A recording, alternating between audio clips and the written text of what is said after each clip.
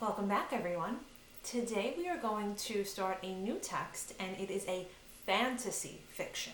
Now, we all know fiction means not real, but this is a fantasy fiction which means there's exaggerations involved. So there's things that absolutely could never happen in real life. And that's what's fun and exciting about a fantasy fiction, is it makes you kind of think like, well, wait a second. That could never be true, and it makes it lighthearted and fun. So we're reading a tall tale called Paul Bunyan. Growing up. Paul Bunyan was always big. When he was born, his first cries broke every window for miles around. And that was only the beginning. His crib was a rowboat with rockers, and his baths flooded the house until his parents gave up and started washing him outside. But Paul wasn't done growing, not by a long shot. It took the wool from a whole flock of sheep just to knit him one sweater. By the time he started school, he wore potato sacks for socks and used wagon wheels to button his shirts. Of course, so much growing made Paul hungry. He ate 40 bowls of porridge for breakfast, and by the time he was done cleaning up, he was hungry all over again.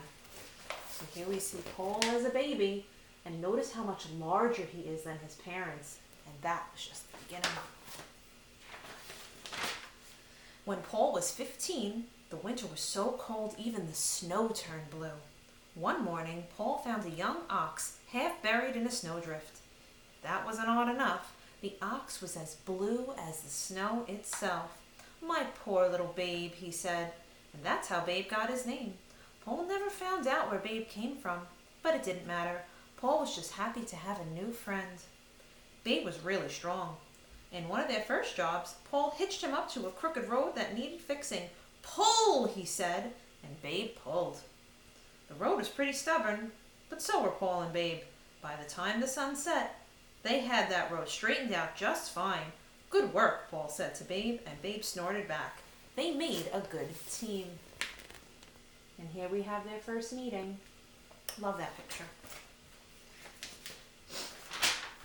Starting out, Paul was always comfortable holding an axe. With his very first swing, he cut down a half-grown pine tree. He used it to brush his hair until the needles fell out. When he got older, Paul decided to be a lumberjack. At first, he had only Babe to help him. Paul cut down the trees, and Babe pulled them into stacks beside the river. But there was more work to be done, more than even Paul and Babe could do. So Paul hired himself a crew. His most famous workers were his 7 axemen, all named Elmer. Each Elmer weighed over 300 pounds and was over 6 feet tall, sitting down.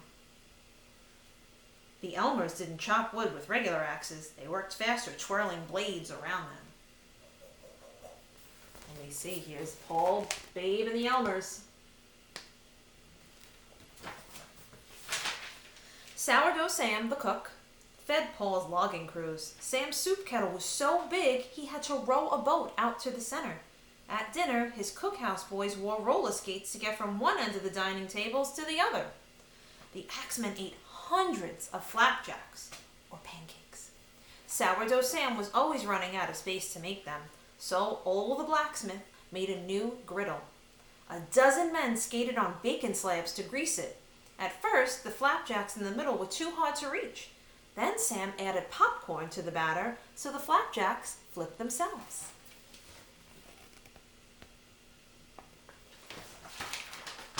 The year of 2 winters. It was always cold in the winter. The lumberjacks were used to that, but one year was much colder than the rest. Maybe Paul should have seen it coming. The leaves didn't fall. The leaves that fall didn't turn red or yellow. They turned dark blue from the cold. Once the snow started falling, it just wouldn't quit. At first, the lumberjacks cut new paths through the fresh snow every day, but after a while, they let the snow pile up and dug tunnels underneath instead. After a month, the snow got so deep, Paul had to dig down just to find the treetops.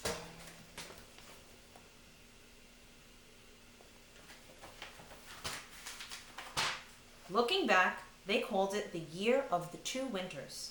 By January, the icicles had reached the ground and started to take root. Shadows froze against the wall and couldn't get loose. Lucy the cow's milk turned to ice cream before it hit the pail. And lighting fires was no good because the flames froze solid. They were pretty to look at, but weren't worth a lick for warmth. And we see the frozen shadows and the icicles taking root and the frozen flames. Of course, things weren't all bad. It was so cold even the bed bugs huddled together to keep warm. Scooping them up was quick and easy, so lumberjacks had clean sheets for once. Nobody got any work done because keeping warm was pretty much a full-time job. The lumberjacks let their beards grow and grow. They wrapped them around like scarves. Even the snowmen needed more clothes than usual. When spring came, Paul cut everyone's beard. The whiskers were stacked up and later stuffed into mattresses. The cracking of the ice went on for weeks. The only people who got any sleep wore 3 pairs of earmuffs to bed, but nobody complained. They were just glad things were going back to normal. Moving on. Paul and Babe were happy the long winter was over. After being cooped up for so long, they were eager to stretch their legs. Paul hitched a plow to Babe, and they dug a groove from Round Lake down to the Gulf of Mexico. As the water rushed south, it made a nice wide river. Paul called it the Mississippi. He piled the dirt neatly on one side. There were lots of stones and boulders mixed in. When he was done, he called the whole pile the Rocky Mountains. On their way back north, Paul and Babe walked through the desert.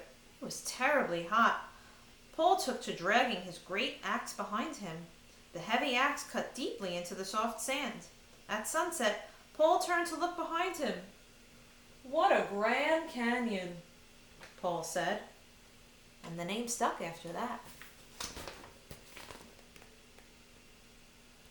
Do you think that really happened? I wonder.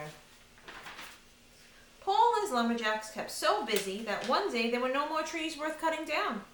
Some of the loggers liked the look of the cleared land and decided to settle down, but not Paul. He needed more elbow room. So he and Babe said goodbye to the loggers and headed out west. No one knows where they ended up, and Paul was careful not to leave any footprints behind. But every time you see a big mountain or a deep canyon or a rushing river, you know these things don't happen by themselves. So it's a pretty good bet that Paul Bunyan was there before you. Such a great story. I really love that one. It makes you smile. Okay, so you have an activity to do right after this. Please read those directions, and I'm going to include a quick tutorial on what's expected of you for this lesson. Get to it, guys. Bye.